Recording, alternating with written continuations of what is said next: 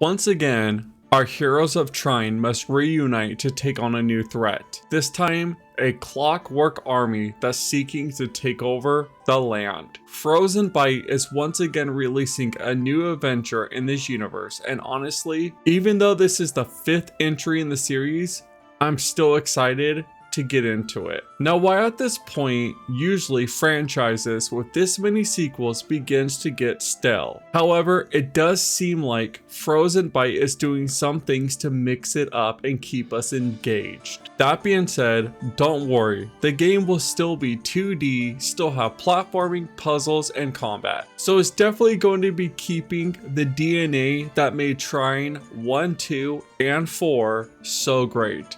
We don't have to worry about them mixing it up too much like they did with Trine 3. But before we take a deep dive into this topic, I want to take a brief moment and welcome anyone new to the channel. If you are new, please consider subscribing. I got a ton of stuff in the works that I'd love to share with you all. Also, if you do happen to enjoy the video, let me know by dropping a like. But anyways guys, we got a lot to get into, so without further ado, let's get into it. So yes, our 3 favorite heroes are returning for a grand new adventure. This time, their reputations are being tarnished, their loved ones are in danger, and their own magical powers are at stake. And this could be our heroes' greatest threat yet. However, they do have some aces up their sleeve in helping them succeed over this new challenge.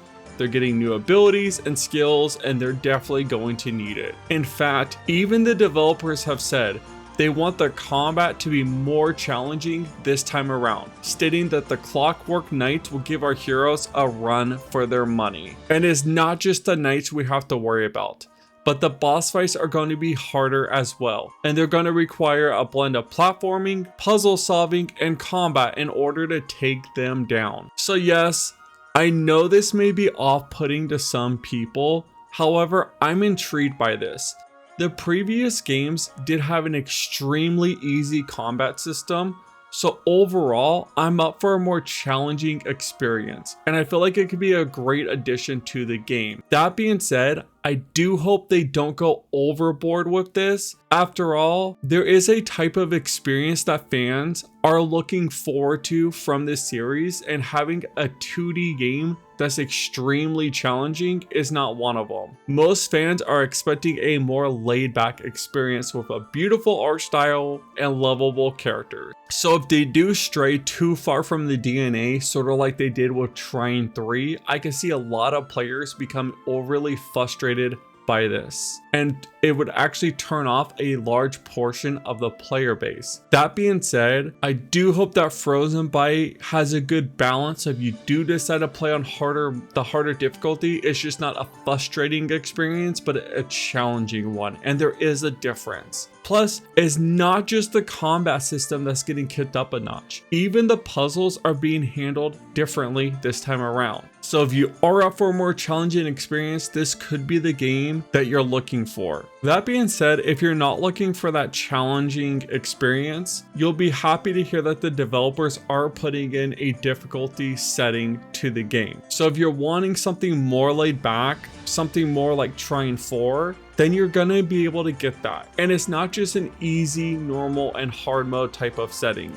You could fully customize it. So if you want more challenging puzzles but easier combat, you could set your playthrough up to be that way, and vice versa, which I think is a great thing. Some gamers love that hard combat but hate doing all the puzzles, and others are looking for more of those puzzles that really test your wits but don't want to deal with the challenging boss fights and enemy encounters. This way you're fully able to customize how you want to play the game and enjoy it at your own pace. And if you're looking for that co-op experience, then you'll be pleased to see that 4-player co-op, both online and local, are returning for this game, which I think is really cool. So many games are ditching the local co-op aspect, and honestly, couch co-op is always a complete blast. Too many games have ditched the split screen. Heck, even Halo Infinite canceled split screen. So whenever I see a game that has this feature, I get even more excited for it. Plus, if you do play in co-op, the puzzles are actually going to mix up and be a little bit different than you'll get during a single player experience, which I think is really awesome. It really allows co-op to shine even more,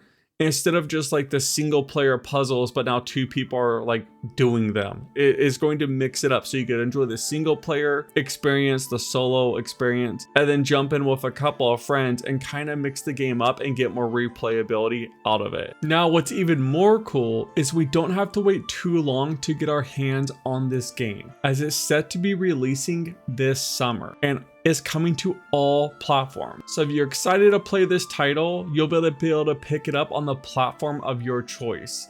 It's even coming out to last gen consoles as well. So if you haven't upgraded to the current gen, you're not going to be missing out. And if you do happen to play on PC, you'll be happy to see that this game is going to run on your average gaming PC. So this is not one of those games that's coming out that's going to require outlandish hardware specs, which we've seen lately from some of these newer releases. And while it's not yet Steam Deck verified, I would imagine that it would run pretty good on the deck as well, as the game is coming to last gen consoles as well as the Nintendo Switch.